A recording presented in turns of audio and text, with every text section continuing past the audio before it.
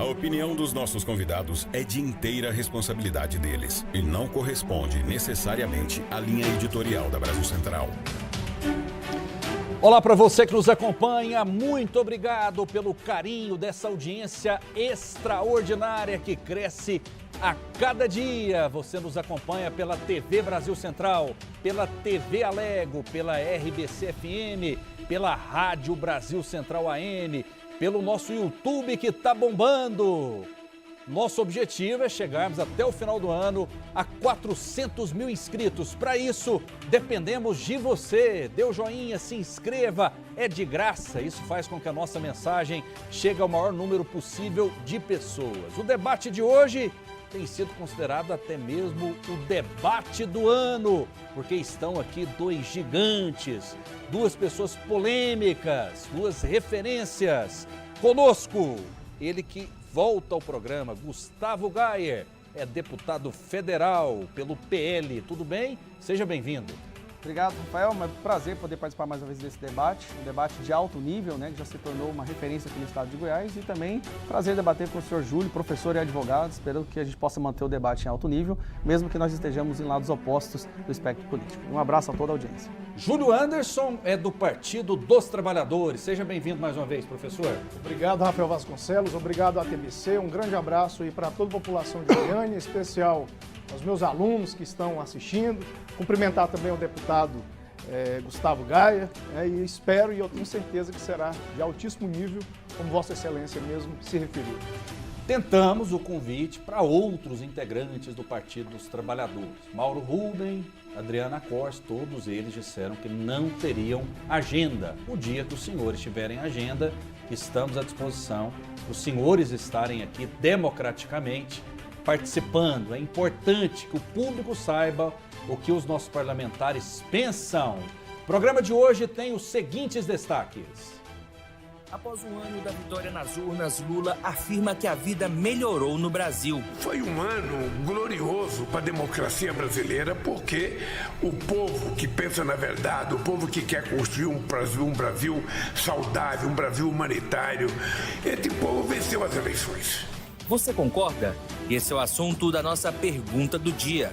Falta de brasileiros na última lista de repatriados pode ser retaliação de Israel a posições do país em relação ao conflito com o Hamas. Você vai ver também protesto em Goiânia que terminou com bandeiras de Israel e Estados Unidos queimadas, segue gerando polêmica. Vamos respeitar que seja, qualquer país, a gente tem que ter respeito, E ainda a repercussão da fala do desembargador que defendeu o fim da PM de Goiás. Governador Ronaldo Caiado criticou. E neste momento em que você pede a extinção da nossa polícia militar do Estado de Goiás, você está atentando contra o Estado Democrático de Direito. E sem perder tempo, vamos acompanhar a nossa pergunta do dia. Afinal de contas, tem um ano que Lula venceu Bolsonaro.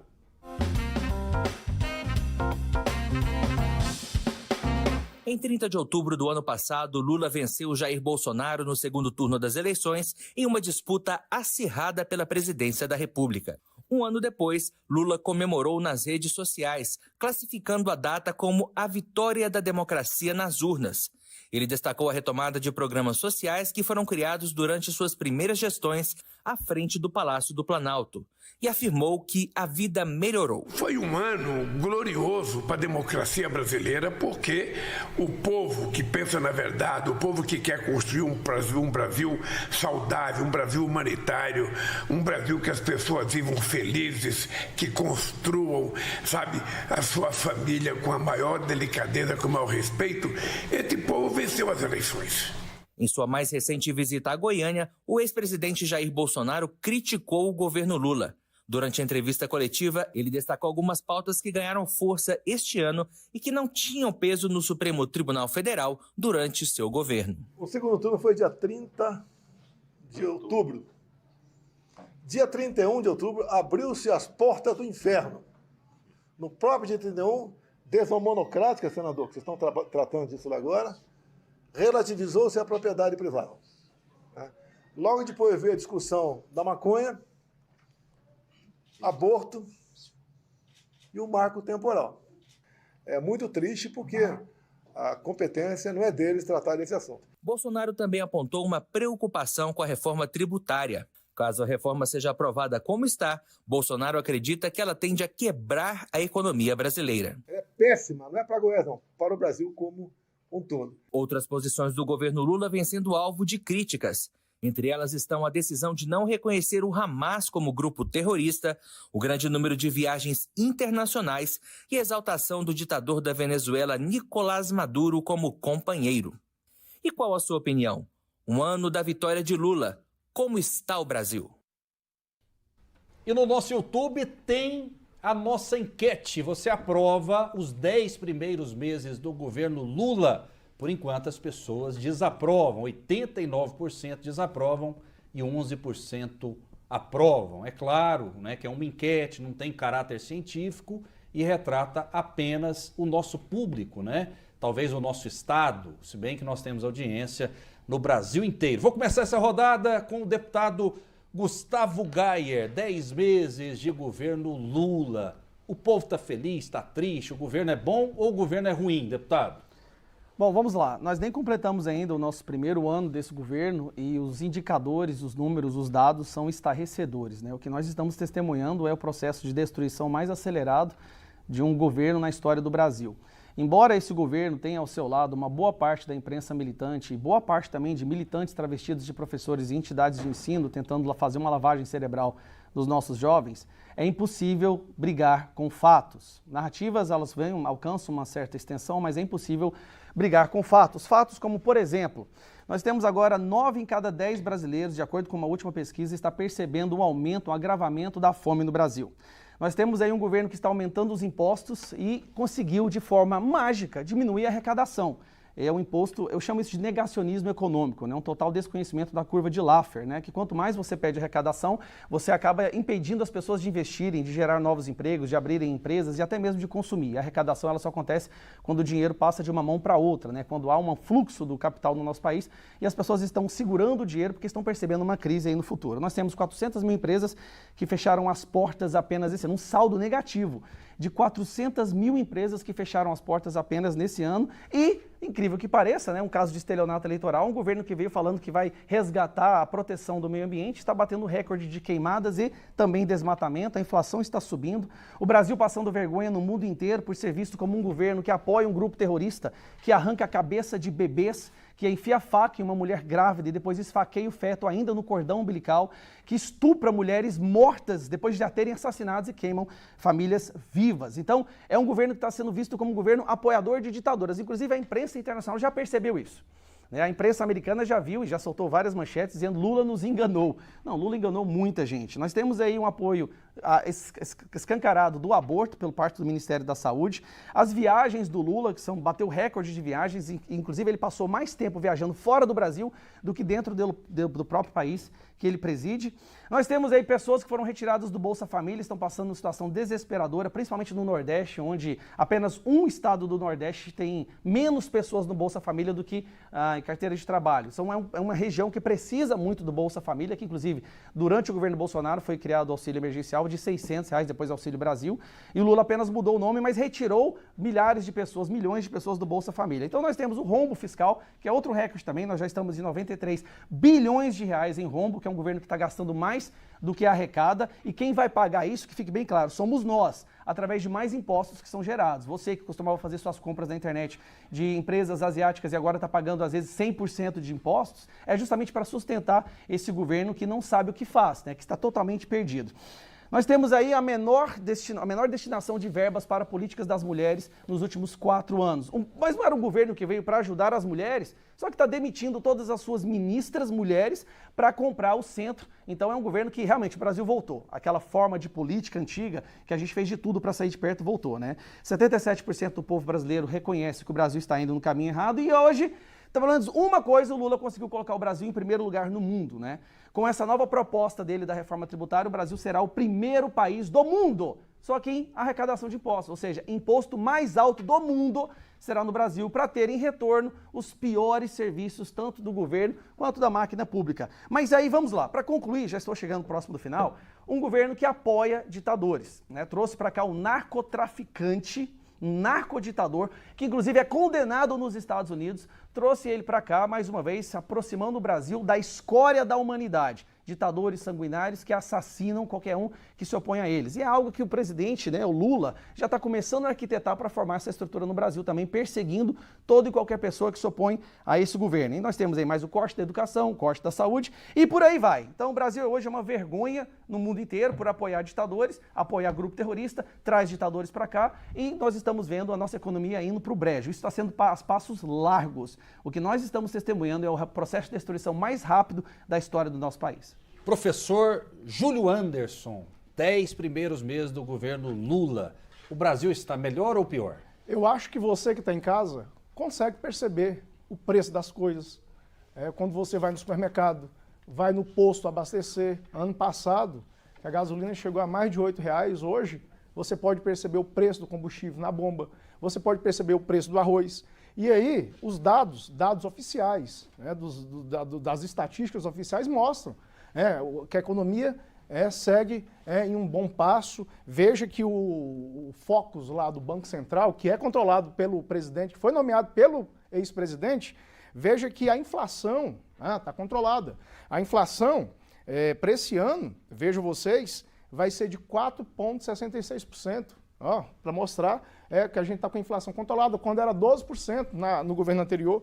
Veja que a projeção aqui da Selic, até o final do ano vai chegar a 11,75, ela já teve redução, para mostrar que a população hoje, os juros do Banco Central vem caindo, para mostrar que hoje a população pode voltar a consumir com mais segurança, para o empresário voltar a vender, para gerar mais empregos. Os empregos, de acordo com o IBGE, hoje nós estamos com 7,7%, a menor taxa de desemprego desde fevereiro de 2015. Isso aí é o que está dizendo o IBGE.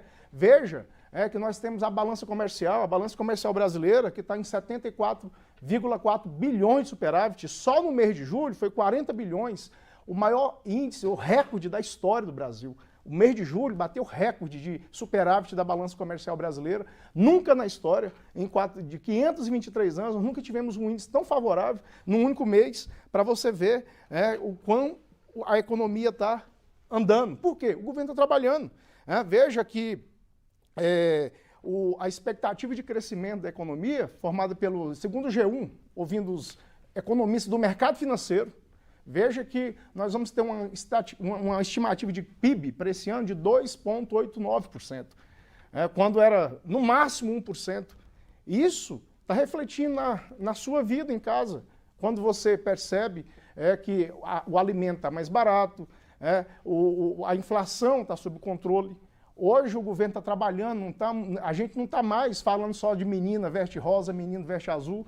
Então, mostrar que o governo está trabalhando, o presidente está viajando, sim, está viajando, os investimentos estão voltando, o investidor está voltando porque tem confiança, tem credibilidade no país hoje, não tem risco de golpe daqui, golpe da acolá, porque nós passamos 4 anos falando o tempo todo, risco de golpe para tudo que é lado, ameaça à democracia. Hoje não, o país está com a estabilidade. Você pode perceber em casa que hoje a gente diminuiu aquele ódio, aquela confusão que a gente tinha no país, ódio de esquerda contra direita. Hoje pode-se perceber até pelas redes sociais que a coisa está mais controlada, as fake news estão sendo combatidas, a mentira está sendo trazida à tona, está sendo desvendada e a verdade está vindo à tona. Foi o Bolsonaro que inventou as fake news? Não, lógico que não. A fake news, a mentira sempre existiu. Na campanha nazista, fake news no governo de Hitler, eles começaram a campanha em massa de fake news, eles tinham um campo de concentração violento e mostrava como se o campo de concentração fosse um paraíso, para mostrar que a fake news não é de hoje. A onda bolsonarista, ela simplesmente soube aproveitar a internet, porque é um veículo hoje de massa, então quem soube aproveitar a internet igual eles... O PT propaga fake news também? Olha, eu desconheço, tá? Agora é lógico que eu não posso falar em nome de todos os integrantes. Pelo menos da minha parte, eu procuro mostrar fatos com base na verdade, com fatos checados, não com base em mentira. Agora, eu não posso falar em nome de todos. Agora é lógico que bem provável, pode ter alguém que espalha mentiras, isso aí é bem provável. Deputado Gustavo Gayer, o bolsonarismo espalha fake news? Bom, antes eu gostaria de fazer uma contrapartida em relação à resposta do querido professor. É muito fácil, professor, e eu acho assim, sinceramente, com todo respeito, intelectualmente desonesto quando você quer comparar o primeiro ano do governo Lula com o momento de pandemia, do pico da pandemia, onde todos os países do mundo estavam tendo dificuldade financeira, dificuldade econômica, porque o comércio foi fechado, né? As pessoas foram impedidas de trabalhar. Então os governos tiveram que realmente distribuir dinheiro, tiveram que trabalhar, oferecer uma estrutura para poder combater a pandemia. Então quando você fala do preço da gasolina a R$8, quando você fala do preço do arroz a tantos reais, você está se remetendo ao pico da pandemia. Mas se nós formos comparar ao final do governo Bolsonaro, que inclusive o Brasil virou exemplo no mundo, em reestruturação da economia pós-pandemia, dito pela própria OCDE. Né? Nós fizemos a curva em V e conseguimos projetar e aumentar, ter um PIB maior que o PIB da China e dos Estados Unidos. Pela primeira vez na história, o Brasil teve um PIB no ano de 2021 maior que o PIB da China. 1%. Isso foi, você está falando 2020, tá? Você está falando 2019. Pô, use os seus dados aí, professor, vamos lá. Em 2022 nós tivemos um PIB maior que o da China, nós tivemos um crescimento maior que o da China. Então o senhor fala da gasolina no pico, mas a gasolina aumentou esse ano, professor. O que o senhor explica? Nós não temos a pandemia. Nós não temos nada que possa justificar o aumento da gasolina esse ano, o aumento do diesel, inclusive. Inclusive faltou diesel em Minas Gerais esses dias para trás. Tamanho é a bagunça desse governo. E se falando em gasolina e combustíveis, nós temos aí o retorno de pessoas que foram condenadas por corrupção. Inclusive, recentemente, a Petrobras acabou de recontratar um cara que foi demitido por corrupção, recontratou ele como interino para poder burlar uma lei que proíbe que pessoas que foram condenadas ou demitidas por corrupção possam voltar a ocupar cargos lá dentro. Então, mas eu quero falar mais especificamente, inclusive eu quero mostrar para vocês como que funciona o sistema de fake news do PT, tá? Saiu agora uma pesquisa dizendo que o desemprego está 7,7% e é o menor desemprego desde 2015. Eu vou mostrar para vocês como que o PT não só fabrica um certo dado, mas cava um buraco que nós teremos que enterrar lá na frente com nossas próprias verbas, nosso próprio dinheiro. Então vamos lá. No final do ano passado, né, durante o governo Bolsonaro, tinha 8,9 milhões de desempregados no Brasil. Nós estávamos em uma queda de desemprego contínua há 2 anos, do momento pós-pandemia, enquanto o mundo inteiro estava ainda passando pela sua crise. Hoje, nós temos 8,3 milhões de desempregados no Brasil. Isso está na mesma matéria que o senhor acabou de citar, só que está no corpo da matéria, não apenas na manchete. Então, quem quiser ver, está lá na matéria da Veja, inclusive. Só que aí vem um detalhe que chamou a atenção. Como é que funciona? Espera aí, como é que nós estamos gerando emprego, sendo que todo lugar que você vai, você percebe isso, você está vendo diminuição do caixa das empresas de 30% a 40%, você está vendo a maior evasão de divisas que o Brasil já viu, 36%, uma outra coisa que o senhor disse que não é verídica, houve uma queda de investimento internacional de 36%, a maior queda de investimento que o Brasil já viu. Todo mundo sabe, isso aqui é uma coisa que é de bom senso, qualquer pessoa minimamente esclarecida está vendo o Brasil indo em direção ao abismo e ainda acelerando a velocidade. Mas voltando à questão do desemprego, professor, se de 8,9%, hoje nós estamos de 8,3%, sendo que o desemprego aumentou no meio desse ano, tá? E começou a cair recentemente. De onde veio essa queda do desemprego? Eu te explico. A máquina pública começou a contratar. 685 mil empregos foram criados pela máquina pública, pelo governo. Então, para você entender, não é que a iniciativa privada está otimista com o mercado, está contratando, treinando, expandindo, abrindo novas filiais, não. O que está acontecendo é esse governo que está aumentando os impostos, destruindo a nossa saúde da economia, a nossa estabilidade econômica, está contratando mais pessoas, aquele famoso cabide de emprego, contratar os seus militantes, contratar ali o seu pessoal da facção criminosa, para poder gerar um número falso, que na verdade esse número é um alerta vermelho. É um aumento de gastos da máquina pública, só que a imprensa apresenta isso para os senhores como se fosse algo positivo, mas não é. É um buraco que está sendo cavado logo na frente, que nós cairemos de forma precipitada. E para concluir aqui agora, a questão do superávit que teve esse ano, que foi o maior, foi. Esse superávit, sabe de onde veio? Não veio da indústria, não veio de serviço. Veio quase que na sua totalidade do agronegócio. E o agronegócio, existe um período onde você investe, o período da coleta. Esse superávit de hoje é o que foi plantado, é o que foi trabalhado, é o trabalhador rural que agora está sofrendo nas mãos do MST, nas mãos dessa facção criminosa que lá no ano passado plantou e fez o possível para poder, esse ano, produzir.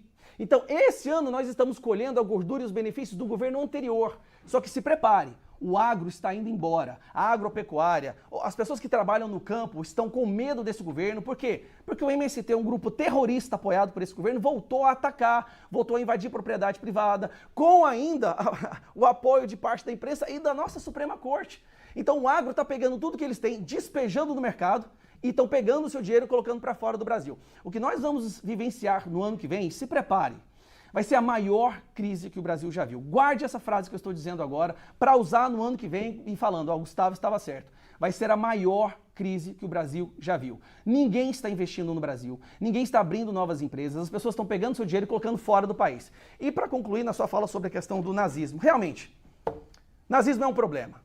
Principalmente quando você tem um governo que apoia um grupo terrorista que quer exterminar os judeus. Preste atenção na imbecilidade coletiva que se apoderou do ideário imaginário popular. Hoje, nós temos um governo que odeia o povo judeu, que apoia um grupo terrorista que quer matar os judeus, mas os nazistas é quem ajuda, é quem se preocupa com o povo judaico, é quem se preocupa com Israel. Olha o nível da inversão.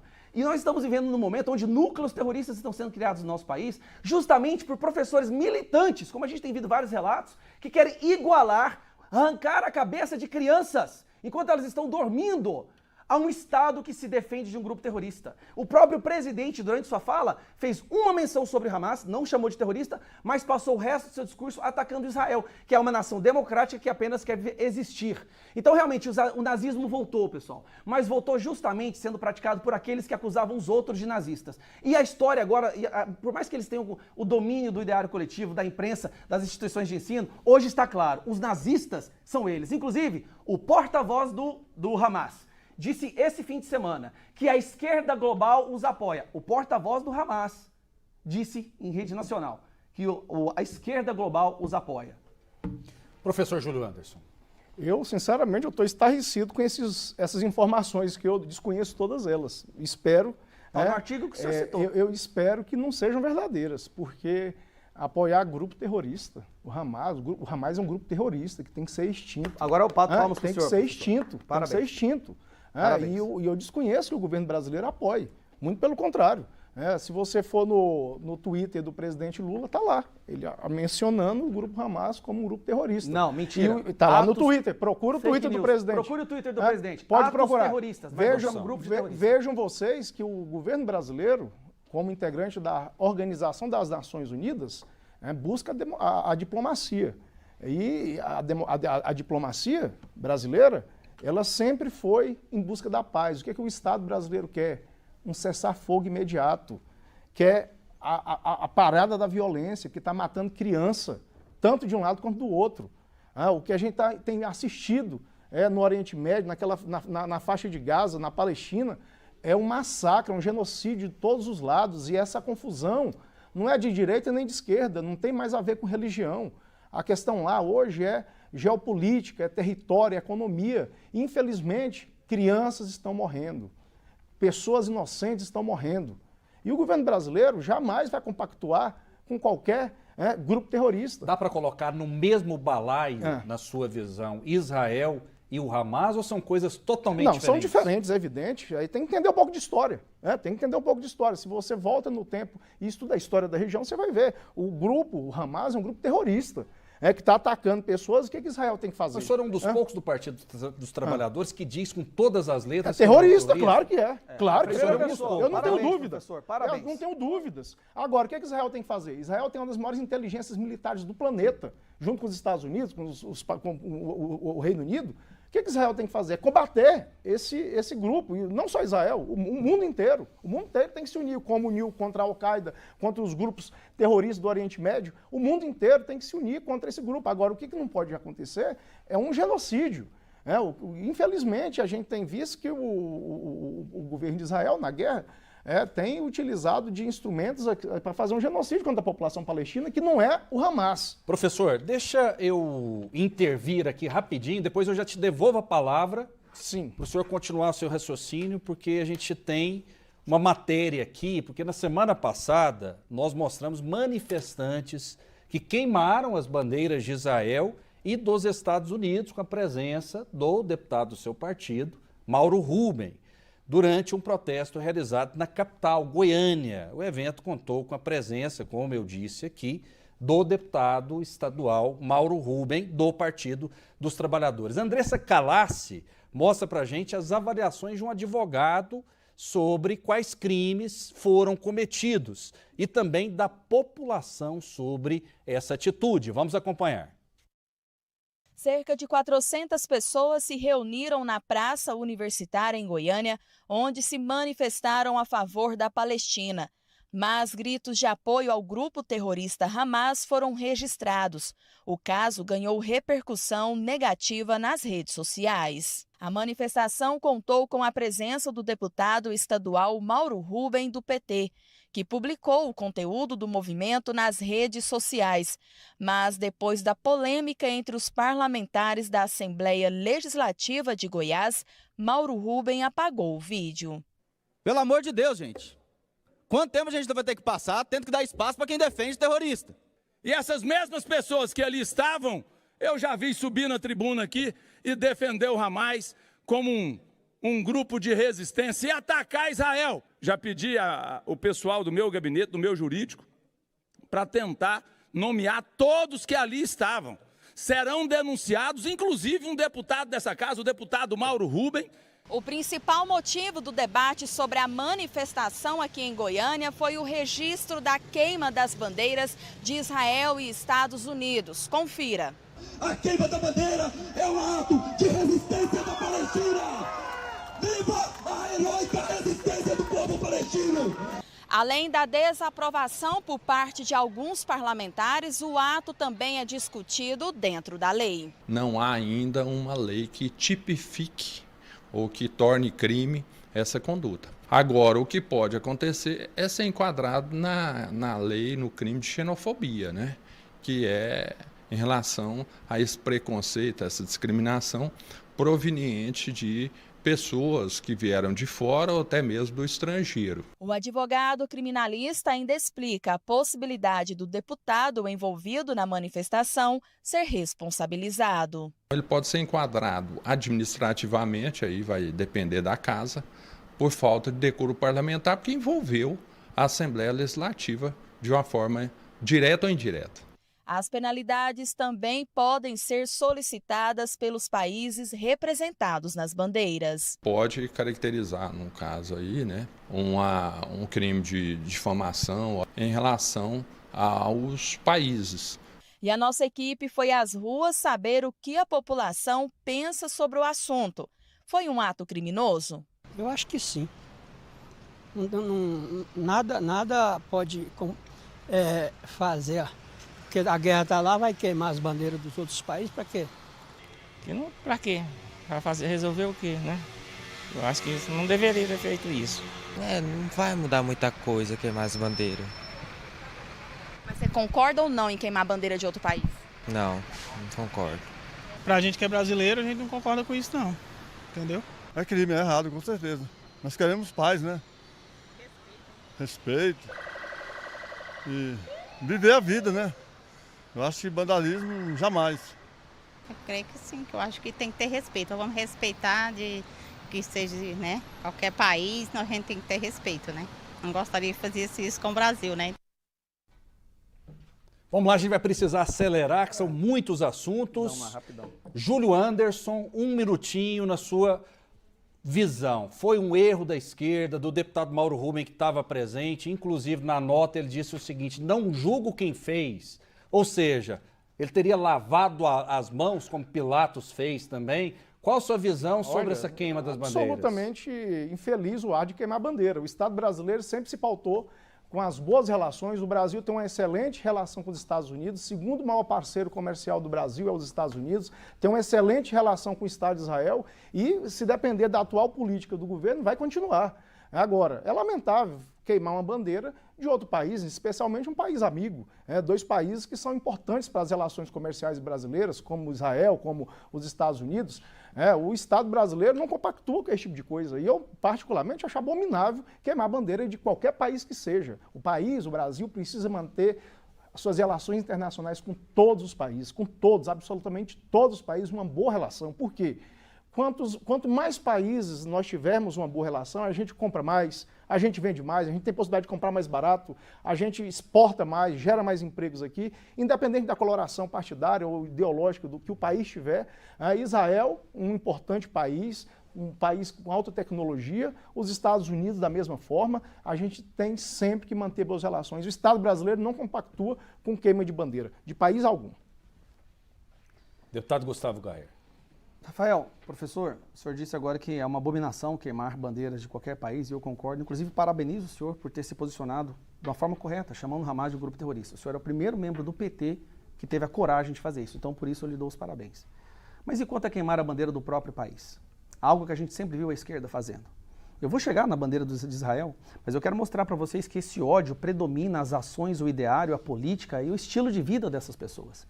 Inclusive o próprio presidente do Brasil, durante o discurso na campanha do ano passado, brincou com isso. Olha, eu sei que vocês gostam, vão queimar a bandeira do Brasil. Ele fomenta, ele apoia, ele incentiva queimar a bandeira do próprio país, o qual ele é presidente. Mas vamos agora de novo voltar para a guerra. Para a guerra não, né? Para esses ataques terroristas lá na faixa de Gaza. O que nós estamos testemunhando é algo absurdo. Uma boa parcela da população brasileira, uma boa minoria, não é uma maioria não, mas é uma minoria, principalmente dos jovens que foram doutrinados, principalmente nas universidades, estão apoiando um grupo terrorista. E isso está vindo das faculdades e do próprio parte da imprensa, que quer falar que é um combatentes, um grupo político. Isso eu recebo centenas de denúncias por dia de professores falando isso na sala de aula. Nós estamos vivendo um nível de insanidade coletiva jamais vista antes.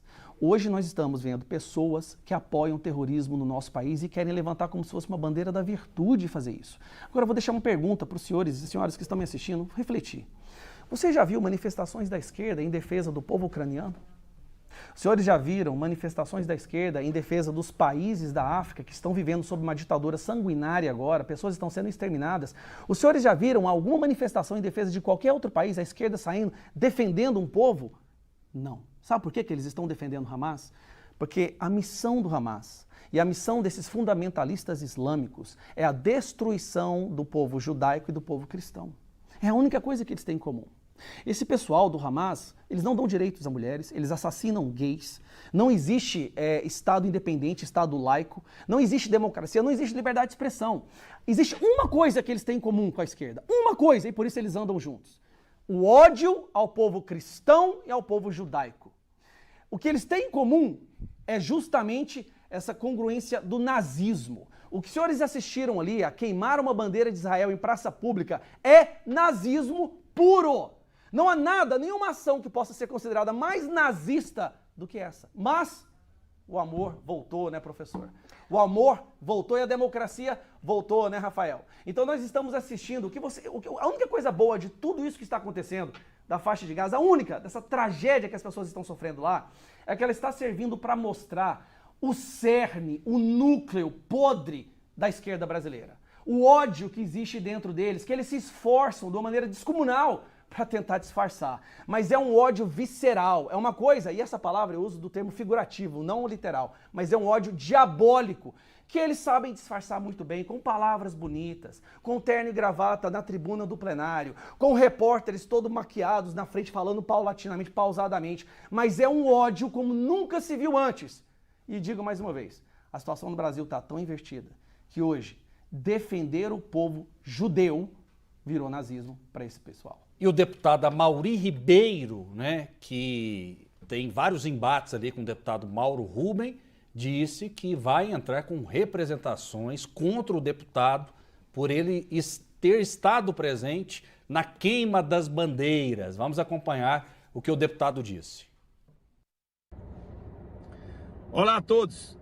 Hoje estou encaminhando à Polícia Federal, ao Ministério Público Federal, uma denúncia por crime de terrorismo praticado no último dia 30 por dezenas de pessoas que aqui em Goiânia atearam fogo nas bandeiras dos Estados Unidos e de Israel. Pasmem vocês, com a participação, com a presença de um deputado estadual do PT de Goiás. Também estou encaminhando às embaixadas desses países os vídeos que mostram tais fatos, para que essas pessoas sejam investigadas e, se tiverem passaporte e visto de acesso a esses países, tenham os vistos cassados e banidos desses países. Também estou protocolando na Procuradoria da Casa da Assembleia Legislativa e também na Comissão de Ética para que seja apurado a quebra de decoro desse deputado estadual que, para mim,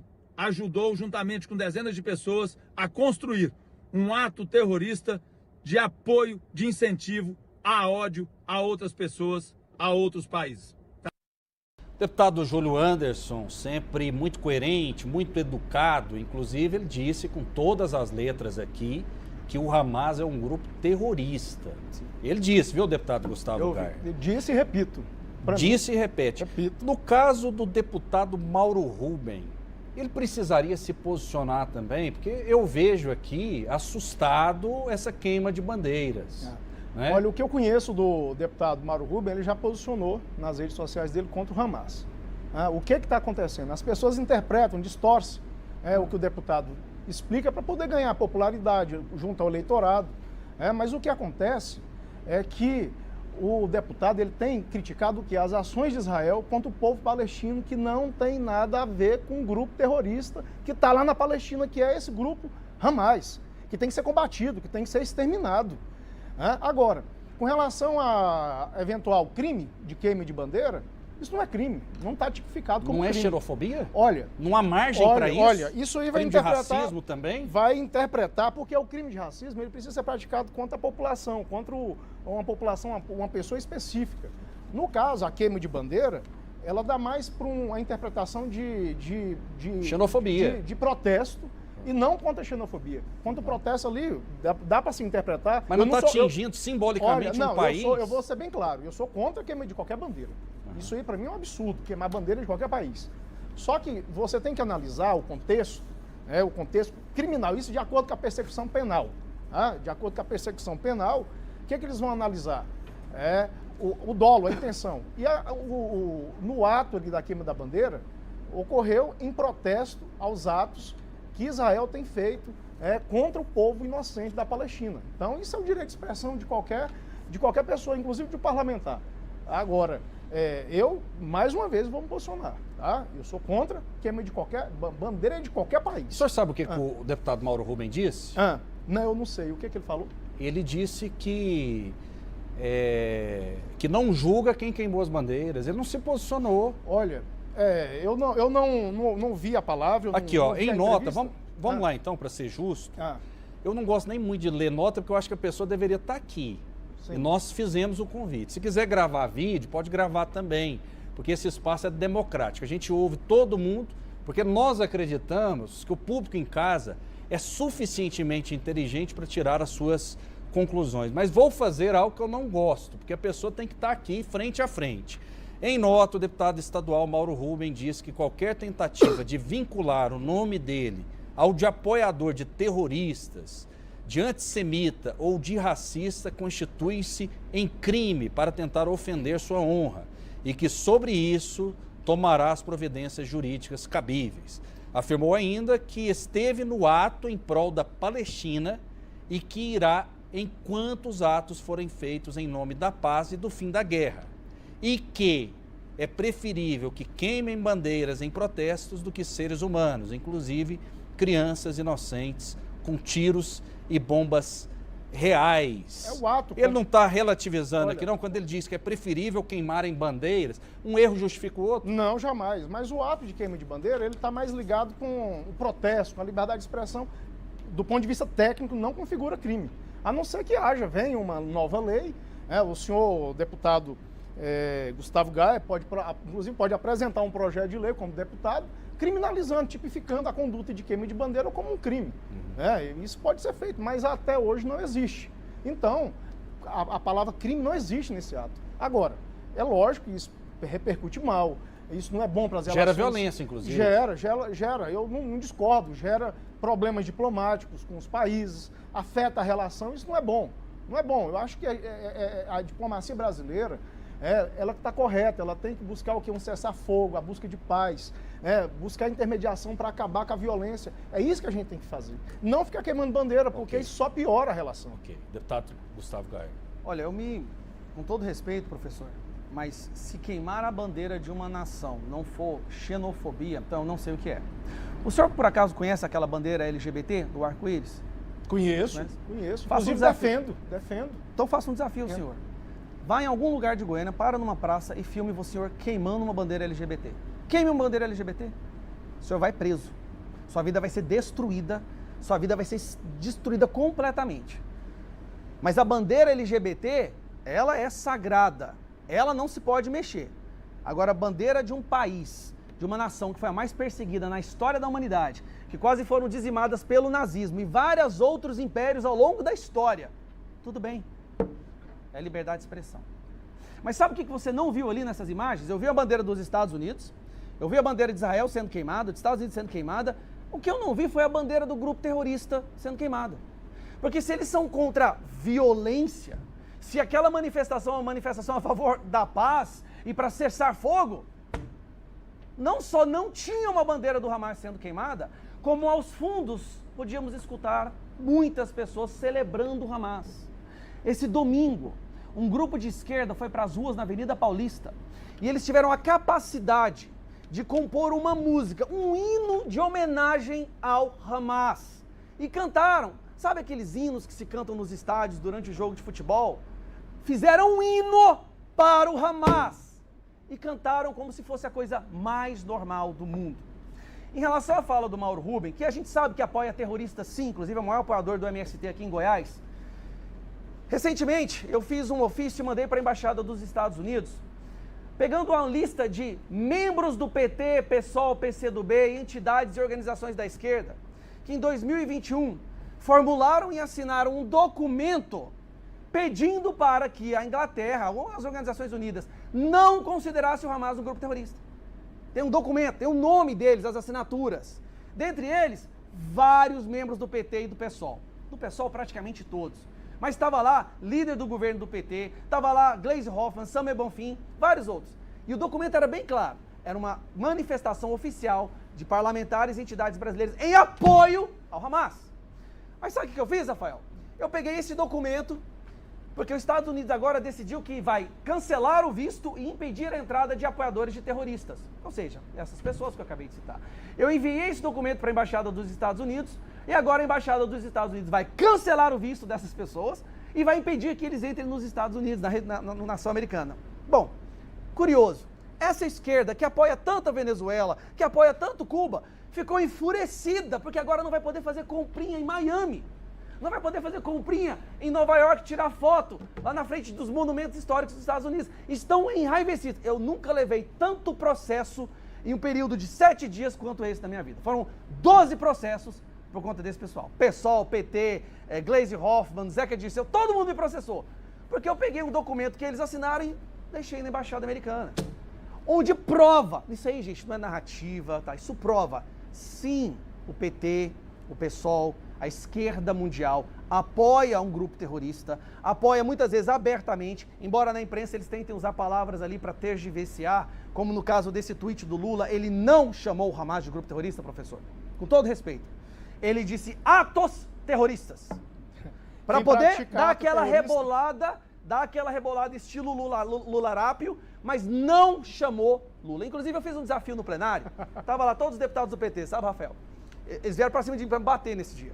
Eu virei para eles e falei assim, eu desafio qualquer um dos senhores a subir na tribuna e falar que Hamas é um grupo terrorista. Quem fizer isso, eu abro mão do meu mandato. Nenhum teve coragem de subir. Nenhum, professor. Por isso que eu parabenizo novamente o senhor. Grupo terrorista. Eu parabenizo novamente o senhor. É a primeira pessoa do PT que eu vejo isso. Que não e pode, eu fico feliz que tem pessoas sensatas ainda dentro desse partido. O que não pode ocorrer é essa violência terrível, desenfreada, que está dos dois lados. É absurdo você ver crianças morrendo todos os dias. E o que eu acho bom, deputado, que o senhor é contra terrorismo, contra ditaduras, né? O senhor deixou bem claro aqui que é contra a ditadura. Eu acho bom, parabéns, dou os parabéns também. Que bom saber que o senhor é contra a ditadura, e que não apoia golpe, que não apoia presidente que é a favor de ditadura. Eu fico muito feliz em saber. Por favor. Eu fico muito feliz em saber que o senhor é contra a ditadura, porque o ex-presidente tem várias entrevistas dele falando que o erro da ditadura brasileira foi ter torturado pouco, matado pouco, comemorar o dia do golpe de 64, homenagear torturador famoso no Brasil, porque o Brasil nós tivemos umas ditaduras mais sangrentas do mundo. Mentira. Uma das mais sangrentas do mundo. Eu tenho uma tia minha que foi torturada. Olha, os seios dela foram cortados na ditadura, ficou 2 anos presa, desaparecida, ninguém tinha notícia, assim como outras pessoas foram torturadas. Eu lembro o jornalista Pinheiro Salles, que ficou 9 anos preso. Seu colega de jornalismo é um dos presos que mais sofreram na ditadura militar do Brasil, porque não podia abrir a boca, não podia criticar. Olha que maravilha, hoje o senhor está falando mal do governo Lula, com liberdade. O senhor pode se reunir, fazer protesto, manifestação nas ruas. Não pode. Claro que pode. Todos os dias a gente tem manifestação, e que bom que tem manifestação. Isso tudo é a democracia. Isso tudo é em homenagem ao direito à liberdade de expressão, ao direito de reunião, o que na ditadura não existe. Felizmente, nós estamos sob o palio de uma democracia duramente conquistada, com muito sangue. E eu fico muito feliz que o senhor é contra a ditadura. Professor, parabéns. Eu até parabenizo a sua fala agora, porque acho que agora a gente pode chegar no cerne de uma questão que é a seguinte. Esse discurso de usar a ditadura de 64, ele já não cola mais. Talvez ele ainda tenha alguma eficácia dentro de uma sala de aula, com pessoas jovens, imaturas, inexperientes, inocentes. Ali é um ambiente fácil, realmente, de doutrinar, você não tem uma pessoa com conhecimento para poder rebater. Mas o senhor mentiu quando disse que foi uma das piores ditaduras do mundo. É aquela coisa, a vontade, o ímpeto de falar uma frase de impacto acaba se distanciando dos fatos. Isso acontece, isso é normal. Mas, de acordo com os próprios números aqui de dados do Brasil, foram 460 pessoas que foram assassinadas durante a ditadura. E o presidente atual, ele está apoiando, andando junto e fazendo negócio e querendo financiar ditaduras que estão matando pessoas hoje, professor. Que estão matando pessoas hoje, professor. Não é uma coisa de 60, 70 anos atrás. Viver no passado, a narrativa ela tem uma vida útil, sabe? Ela consegue ter uma vida, mas depois as pessoas cansam, já não cola mais. Por quê? Porque algo milhões de vezes pior está acontecendo agora, a olhos vistos, impossível de ser negado, que é o seu presidente financiando com o nosso dinheiro ditaduras, como fez no passado. Deu dinheiro para Cuba, Rafael, com a garantia era charuto. Cuba, que mata manifestantes nas ruas, que tem milhares de manifestantes presos. Venezuela, que já, o maior caso hoje de fuga de uma nação é o caso da Venezuela. São mais de 6 milhões de venezuelanos que fugiram. E ela é financiada pelo presidente atual.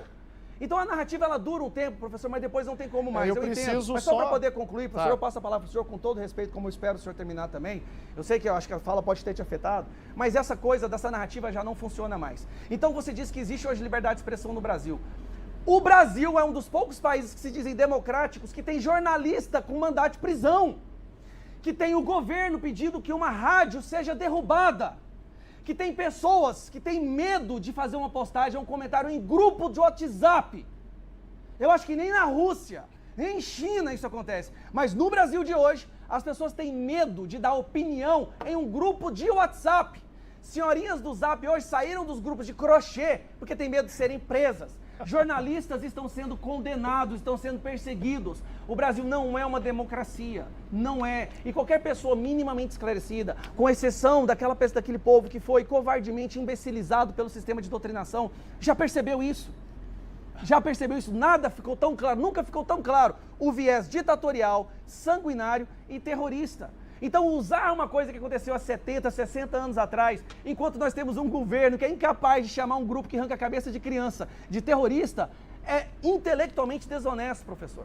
Então vamos tentar assim, vamos nos manter aos fatos. Cuidado com o ímpeto de usar uma frase de efeito, professor. É muito bom, porque o senhor falou que o Brasil financia ditaduras, né, como Cuba, Venezuela. É importante esclarecer o que aconteceu. Nós temos empresas brasileiras, tínhamos uma das empresas maiores do mundo na área de construção civil, que era a Odebrecht. É preciso esclarecer isso para corrigir essa desinformação. E nós temos um Banco Nacional de Desenvolvimento que existe para financiar as empresas brasileiras. E esse banco existe exatamente para quê? Fomentar as empresas. E aí o que acontece?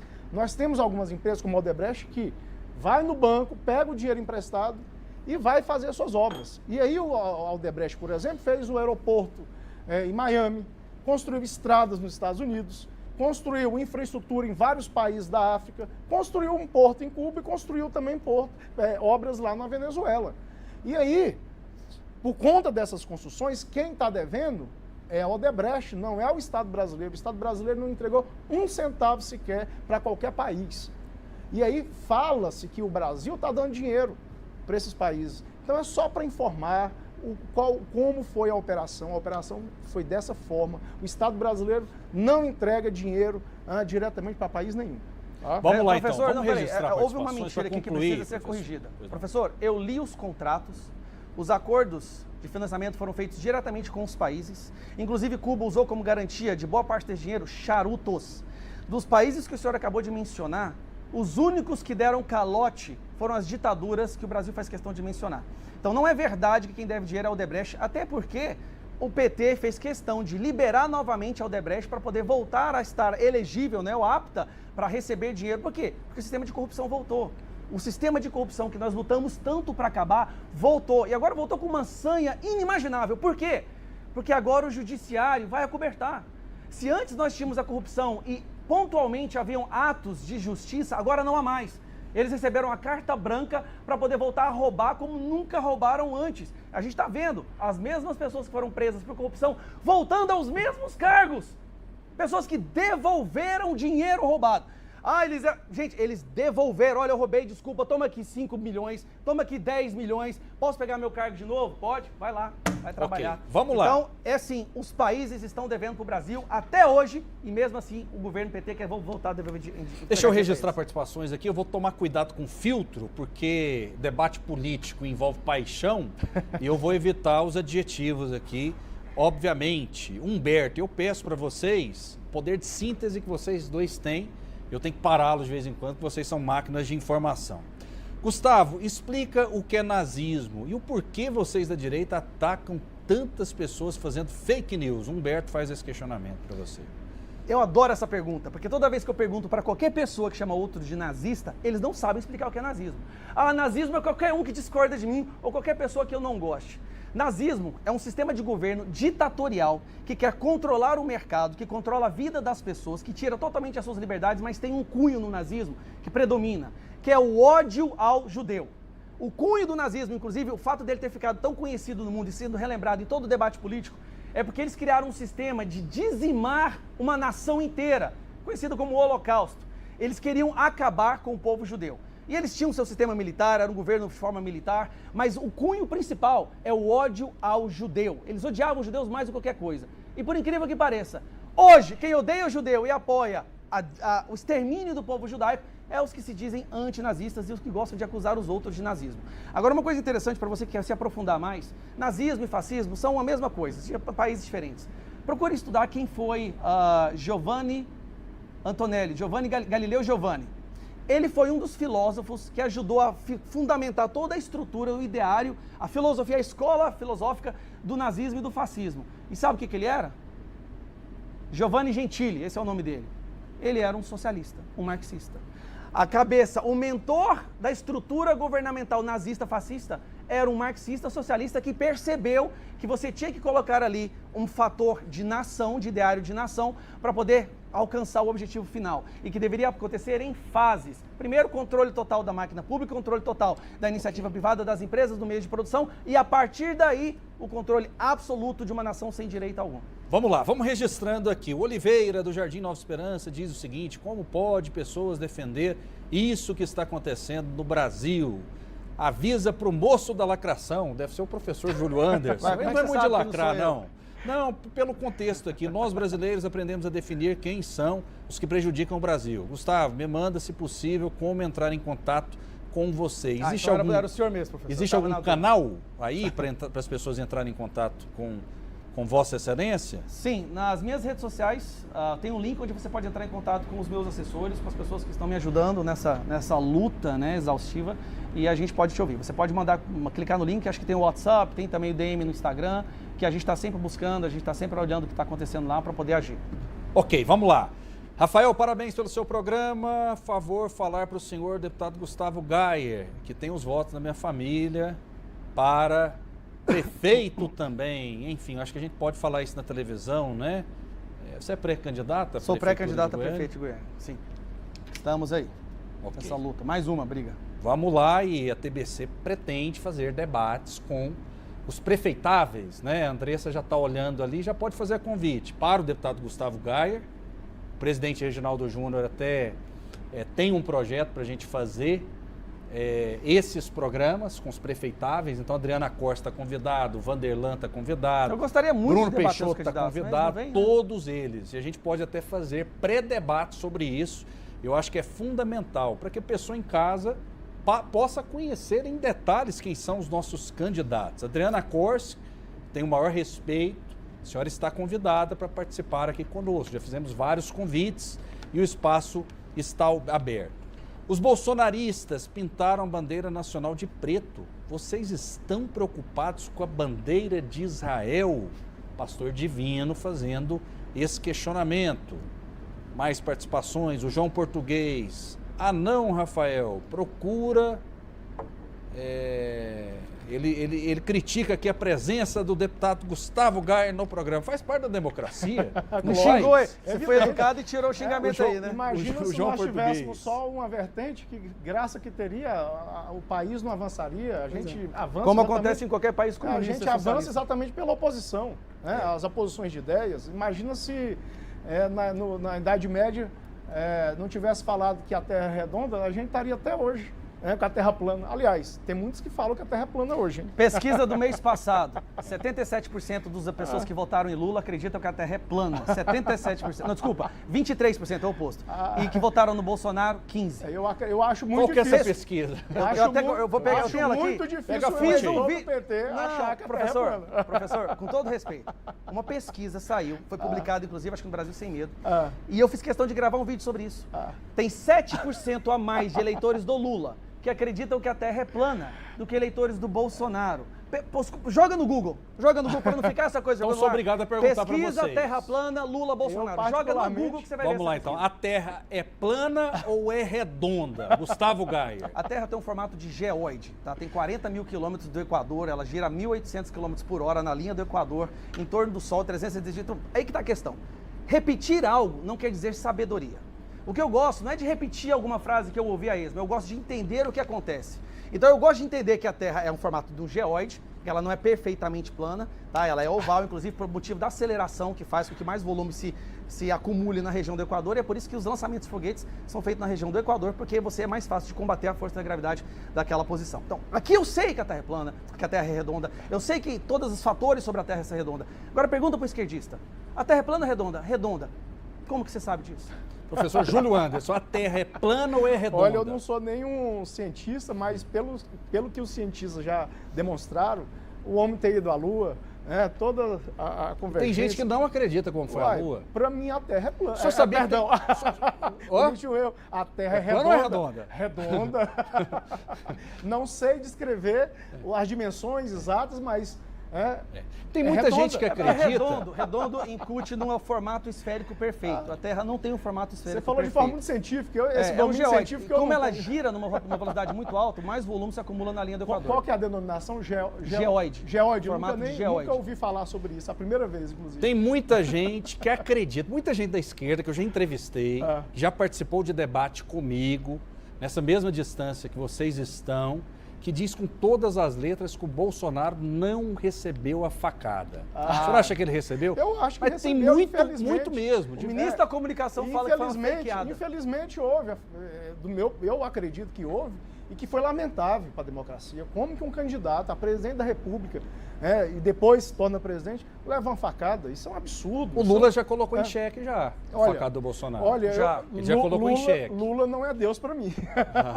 Não vou comungar. Ele é Deus para muitos petistas, como o Bolsonaro é Deus para muitos direitistas. Lula não é nenhuma religião para mim. Lula não é dono da verdade, é um ser humano falível como qualquer outro. Agora, foi lamentável uma cena de violência contra um presidente da República, contra um então candidato a presidente da República. Isso é um atentado não só contra ele, mas contra a democracia como um todo. A gente tem que prezar pela vida dos nossos candidatos, pelos nossos parlamentares, pelos nossos dirigentes, porque faz parte da democracia. Viver na democracia É esse o preço que a gente paga. Ser governado por quem nós não gostamos e ser governado também por quem a gente elege, por quem a gente gosta. Né? Ok. Não comungar do mesmo sentimento, do mesmo pensamento, não significa esfaquear aquele que não... Terrível, lamentável. Gustavo Gaia, vamos lá. Nós temos a nossa enquete aqui, a produção já está mandando. Você aprova os 10 primeiros meses do governo Lula? Quase 900 votos, audiência extraordinária na nossa enquete do YouTube. Sim, aprova os 10 primeiros meses do governo Lula, 11%, não, 89%. 11%? Só uma pessoa pode votar na nossa enquete. Enquete... Só um voto por pessoa. Só um voto por pessoa, exatamente. Aqui pela TBC. Só uma pessoa puder votar, ela votou 900 É verdade. Exatamente. Não, de jeito nenhum, hipótese nenhuma. Uma pessoa pode votar por vez. Aí, Rafael. Pode fazer à vontade. A gente é muito transparente. Isso é democracia. Sim. A gente está caminhando para o final. Deputado Gustavo Gaia. E é verdade mesmo, muita gente da esquerda acredita que o Bolsonaro não levou a facada. O senhor é muito próximo do presidente, já foi para a praia com o presidente alguma vez? Já foi para a piscina ou não? Já viu o presidente sem camisa pessoalmente ou não? Ele já mostrou assim numa reunião. Mas... Já mostrou. Bolsonaro levou a facada ou não? Levou a facada. Uma das ações, um dos momentos políticos mais abomináveis da história do Brasil, que foi filmado, foi repercutido, foi usado politicamente pela esquerda. A gente viu boa parte da esquerda dizendo que era uma mentira. Inclusive, o atual ministro das Comunicações, o Paulo Pimenta, fez vários posts dizendo que era uma fakeada, que aquilo era uma mentira. O próprio Lula fez uma menção a isso durante uma entrevista. Uma pessoa tentou assassinar um então candidato à presidência da República e, de forma impressionante, a esquerda ainda fala como se fosse mentira. E o Zé Dirceu, o mentor da esquerda, durante uma entrevista, ele soltou uma fala que aterrorizou qualquer pessoa minimamente esclarecida. Ele estava fazendo uma análise das ações da esquerda durante o período dos 4 anos anteriores. Isso já tem uns 2 anos que ele fez essa entrevista. E durante a análise dele, ele fala, a facada foi um erro nosso. Essa frase, professor. A facada foi um erro nosso. Eu queria que o Zé disse, tá gravado, tá? A facada foi um erro nosso. Inclusive eu usei esse vídeo em vários momentos e tudo mais.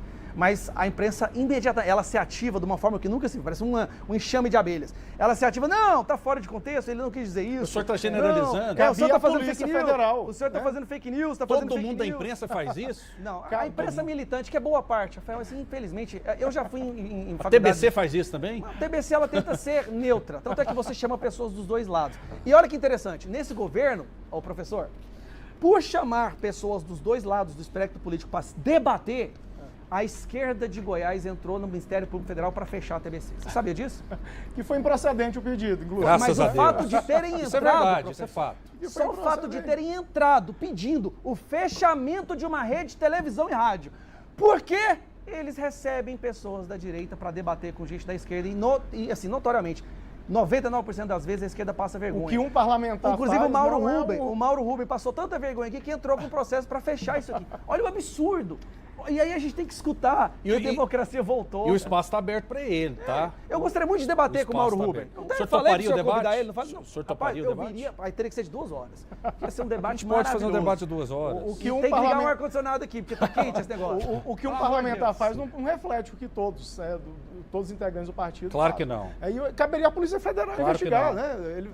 Ele deveria a Polícia Federal verdade seja investigar. dita. O senhor tem um posicionamento que eu gostaria de ver de mais parlamentares. Deveria, o que deve fazer a Polícia Federal investigar, que se ele fala, nós erramos, ele deve estar envolvido. Foi um erro, ele deve estar envolvido. Se está envolvido, tem que ser apurado. A Polícia Federal tem que apurar, exatamente para me tirar desse balaio, porque eu não estou envolvido em facada. Deus o livre. Olha que loucura. Olha que loucura. Nós estamos com quase 2.000 pessoas simultâneas, então esse vídeo ele vai bombar. Peço para que os senhores divulguem também, ajuda a divulgar. Aquela hora a gente estava com 849 votos, agora a gente já está com 1.247. Tá bombando. Você aprova os primeiros 10 meses do governo Lula? Continua 11% aprovam, 89% não aprovam. O professor Júlio Anderson está aqui praticamente toda semana, pelo menos de 15 em 15 dias. Professor, eu queria fazer é um bom debatedor. Vamos debater mais vezes, professor? Eu queria fazer um compromisso. Isso é uma honra para mim. Não houve nenhum ad hominem em momento algum, isso é bom. De jeito nenhum. Isso é muito educado, parabéns. Obrigado. Sem dúvida, 2 debatedores muito educados. Bom seria se mais pessoas do PT fossem Se houver assim. a possibilidade... Só para complementar, eu sou contra o extremismo. O extremismo, seja ele de qual lado for, ele prejudica. A gente vê extremistas da esquerda, que eu não comungo, extremistas da ultradireita, que também causam um mal, um prejuízo terrível. O problema da suposta fake news da facada é porque o ex-presidente está envolvido com tanta mentira, é tanta mentira todos os dias, que o povo ficou com dúvida. Será que a facada também é uma mentira? Só que, evidentemente, lamentavelmente, houve a facada, não tem como discutir. O presidente parece que o ex-presidente até hoje parece que vem sofrendo aí as consequências, né? Isso é um ato absurdo, é um ato terrível contra a democracia, contra o Estado Democrático de Direito. A violência, jamais ela pode ser festejada, em hipótese nenhuma. Uma pessoa ser esfaqueada, morta por questão de pensamento político, isso é um absurdo, né? Perfeito. Condeno veementemente. Infelizmente o tempo acabou, professor Júlio Anderson, muito obrigado. Obrigado, que pena que acabou, que nós poderíamos ficar aqui muito mais tempo. Muito obrigado a todos, a todas pela audiência, obrigado Rafael Vasconcelos, obrigado a TBC, obrigado deputado Gustavo Gaia pela gentileza, pela educação do debate. Obrigado. Deputado Gustavo Gaia, o professor Júlio Anderson está aqui conosco praticamente toda semana, de 15 em 15 dias. Muita gente pedindo para que o senhor esteja aqui mais vezes, pelo menos de 15 em 15 dias. Abra a agenda para a TV Brasil Central, assim como a gente disponibiliza o horário para todos os deputados federais que quiserem vir. Bom, eu me sinto muito agradecido mesmo pelo convite, gostaria de poder vir mais vezes, vou tentar fazer o possível. A agenda está sendo muito corrida ultimamente, né? Lutar contra essa facção criminosa que sequestrou o nosso país 24 horas por dia, 7 horas por semana, mas isso aqui também faz parte da luta, né? Estar aqui, defender o que a gente acredita, defender os valores e os princípios da família brasileira, escancarar os crimes e a abominação no coração e no núcleo dessa ideologia esquerdista, faz parte dessa briga, então eu faço questão de estar aqui. E fica aqui um convite, né? Nós temos aí a deputada federal Adriana Corsi, que também é candidata à Prefeitura de Goiânia. Eu gostaria muito de debater com a senhora, deputada. Já tem um ano que eu estou tentando de todas as formas e eu acho que seria muito bom, muito benéfico para o povo de Goiânia, de Goiás, para que a gente pudesse ter um debate. Como a senhora viu, um debate de alto nível, sim, é possível, e eu gostaria que isso acontecesse onde a senhora quiser, pode ser em qualquer outra emissora, em qualquer rádio. Que seja aqui na TV Brasil Central. De preferência aqui na TV Brasil Central, mas pode ser em qualquer lugar. Viu, Amanda? Tem que ser aqui. Tá certo, muito obrigado pela audiência, que cresce a cada dia. Fiquem com Deus e até a próxima.